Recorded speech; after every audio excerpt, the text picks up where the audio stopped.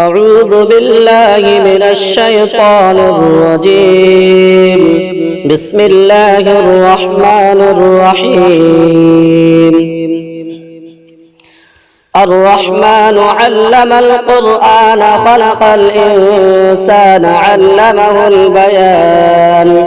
الشمس والقمر بحسبان والنجم والشجر يسجدان والسماء رفعها ووضع الميزان ألا تطغوا في الميزان وأقيموا الوزن بالقسط ولا تخسروا الميزان والأرض وضعها للأنام فيها فاكهة والنخل ذات الأكمام والحب ذو العصف والريحان فبأي آلاء ربكما تكذبان.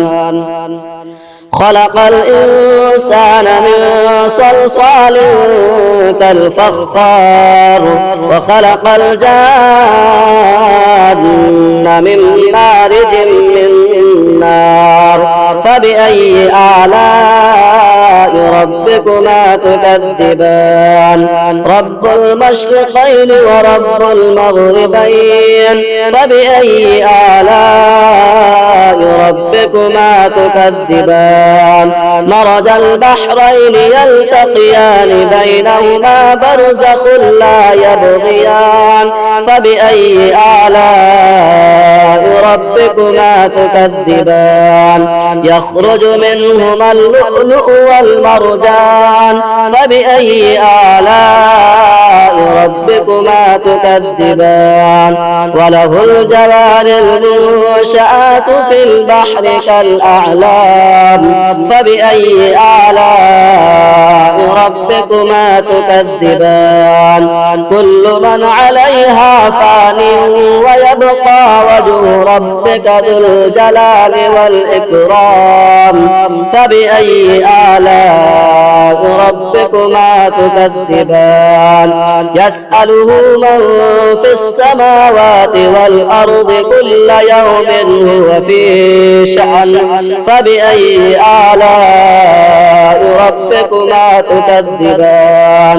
سنفرغ لكم أيها الثقلان فبأي آلاء ربكما تكذبان.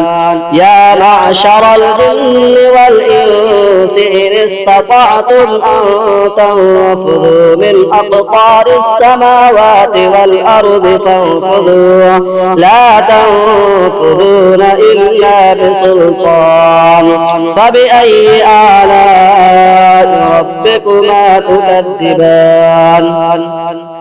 يرسل عليكما شواظ من نار ونحاس فلا تنتصران فبأي آلاء ربكما تكذبان. فإذا انشقت السماء فكانت وردة كالدهان فبأي آلاء ربكما تكذبان. فيومئذ لا يسأل عن ذنبه إنس ولا جان فبأي آلاء ربكما تكذبان. يعرف المجرمون بسيماهم فيؤخذ بالنواصي والأقدام فبأي آلاء ربكما تكذبان. هذه جهنم التي يكذب بها المجرمون يطوفون بينها وبين حميم آن فبأي آلاء ربكما تكذبان.